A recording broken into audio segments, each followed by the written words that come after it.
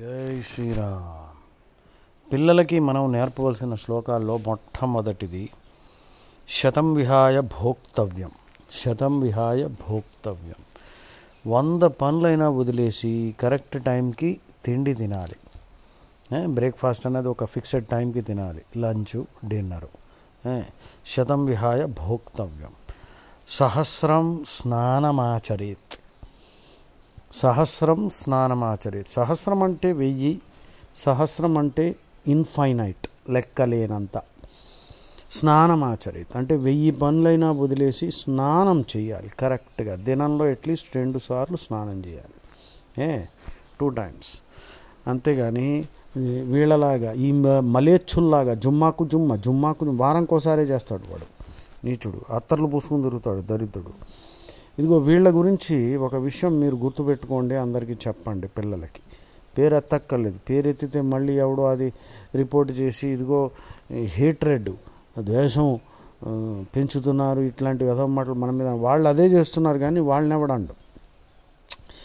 గురు గోవింద్ సింగ్ ఒకసారి అన్నాడు, ఒక చేతిని నువ్వు నీ చెయ్యని నూనె పీపాలోకి పూర్తిగా ముంచేవనుకో, మొత్తం నువ్వుల నూనె పీపాలో బ్యారల్లోకి ముంచి ఆ చెయ్యని తీసుకెళ్ళి నువ్వులు ఉండే బస్తా బోరి అందులో ముంచామనుకో, అప్పుడు చేతికి బోల్డని ఎన్నో నువ్వుల గింజలు అంటుకుపోతాయి. అవునా? అన్నిసార్లు, అంతకంటే ఎక్కువ సార్లు వీడు ఈ తురకవాడు శపథం చేసాడనుకో, అప్పుడు కూడా వాడిని నమ్మొద్దు.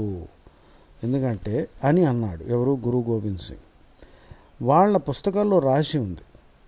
ఇప్పుడు ఖురాన్లో 3.28 తకియా అంటే ఏం నేర్పిస్తున్నారంటే, నువ్వు బలంగా లేనప్పుడు వాళ్ళతో దోస్తీ చేసి వాళ్ళ నమ్మకం పొంది అవకాశం చూసిన తర్వాత వెన్నుపోటు పొడవాలి, అది నీ కర్తవ్యం అని ఇలాంటి దుర్మార్గపు విషయాలన్నీ నేర్పిస్తున్నారు. వాళ్ళ పుస్తకాల్లో ఉన్నాయి. 3.28 దాన్ని తకియా అంటారు.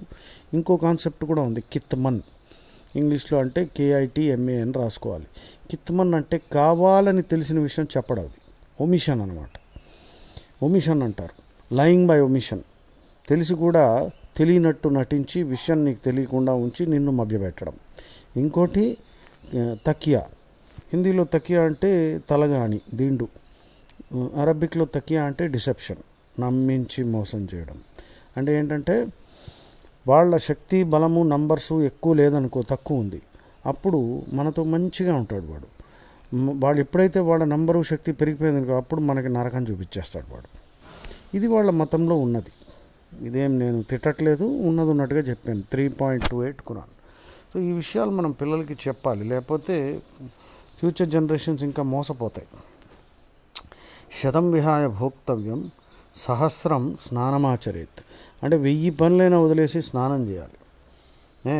స్నానం నన్ను అడిగితే అట్లీస్ట్ మినిమం 2 టైమ్స్ చేయాలి. అది కూడా పొద్దున్న స్నానం సూర్యుడు లేవక ముందర చేయాలి, అది దైవ స్నానం. సూర్యుడు లేచినప్పుడే, సూర్యోదయం అయినప్పుడే చేస్తే అది మనుష్య స్నానం. సూర్యోదయం అయిన చాలా తర్వాత చేస్తే దాన్ని రాక్షస స్నానం అంటుంది శాస్త్రం. సో మనందరం ఆ లెక్కలో రాక్షసులమే. సో పర్వాలేదు, 2 సార్లు అయినా చెయ్యండి అయ్యా బాబు. తర్వాత లక్ష్యం విహాయ దాతవ్యం. లక్ష్యం విహాయ దాతవ్యం అంటే 1,00,000 పనులైనా వదులుకొని ఏదో ఒకటి రోజు దానం చేయాలి. ఏదో ఒకటి, పంచమహాయజ్ఞాలు ఉన్నాయి కదా, ఏదో ఒకటి చేయాలి. తర్వాత కోటిం త్యక్త్వా హరిం భజేత్.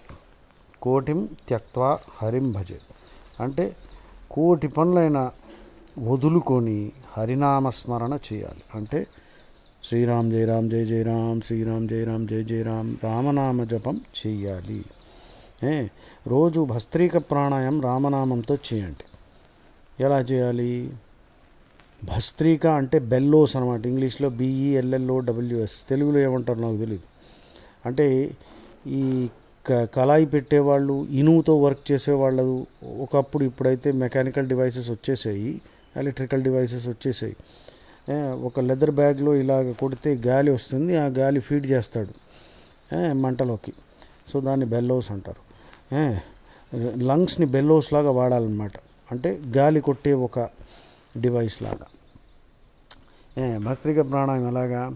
ఇది చాలా మంచిది. ప్రాణాయామం పరమంబలం.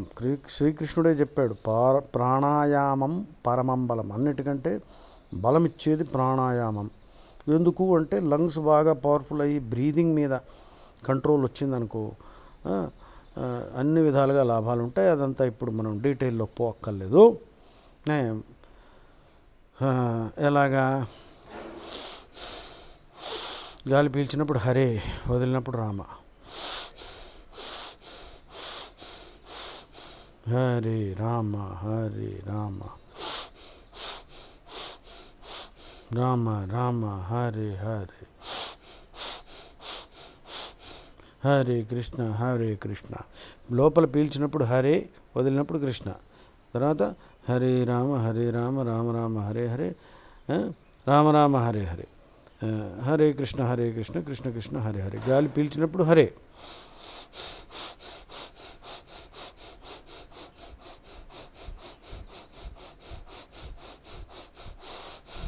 ఇప్పుడు 16 సార్లు చేసాను. ఆ తర్వాత గట్టిగా గాలి లోపలికి పీల్చుకొని పట్టుకుని కూర్చోవాలి. దాన్ని కుంభకం అంటాం. కుంభకం అంటారు యోగాలో. రేచకం అంటే వదలడం. సో దీన్ని భస్త్రిక ప్రాణాయామాన్ని ఈ విధంగా చేయండి. ఇది నేను నా కోసం అనుకూలంగా ఉండేటట్టు మహామంత్రాన్ని జోడించి భస్త్రిక ప్రాణాయామం చేస్తున్నాను. సో ఇక్కడ 2 బెనిఫిట్స్ అనమాట. ఎక్సర్సైజు చేస్తున్నావు, తర్వాత మహామంత్రము చదువుతున్నావు, హరినామం స్మరణ చేస్తున్నావు. ఎప్పుడైనా వాకింగ్కి పోయినా రోజు నడుస్తున్నప్పుడు చేసేయచ్చు. Very simple. Hare Rama Rama Rama Hare Hare, Hare Krishna Krishna Krishna Hare Hare. Hare Rama first రావాలి. ఇస్కాన్ వాళ్ళు హరే కృష్ణ అని ఫస్ట్ పెట్టేశారు. అంటే వాళ్ళు అలా చేయడంలో ఏదో లాభం ఉందేమో అని అనుకుంటున్నారు. శాస్త్రము ఋషులు చెప్పారు ఫస్ట్ రామనామం వస్తుంది.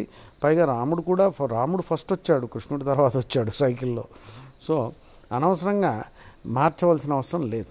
అఫ్కోర్స్ రాముడు కృష్ణుడు ఇద్దరు ఒకటే, కృష్ణుడే రాముడు రాముడే కృష్ణుడు. కానీ వీళ్ళు ఇలా కావాలని కలిసంతరణ ఉపనిషత్తులో వస్తుంది ఈ మంత్రం. అందులో రామనామం ఫస్ట్ వస్తుంది. కానీ ఇస్కాన్ వాళ్ళు కృష్ణనామం ఫస్ట్ పెట్టేసుకున్నారు. సరే, మాకేం అభ్యంతరం లేదు. కానీ మనం ఉపనిషత్తు వేదాల్ని మార్చవలసిన అవసరం అయితే లేదు. సో ఈ శ్లోకం ఏంటి? శతం విహాయ భోక్తవ్యం, సహస్రం స్నానమాచరేత్, లక్షం విహాయ దాతవ్యం, కోటిం త్యక్త్వా హరిం భజేత్. జై శ్రీరామ్.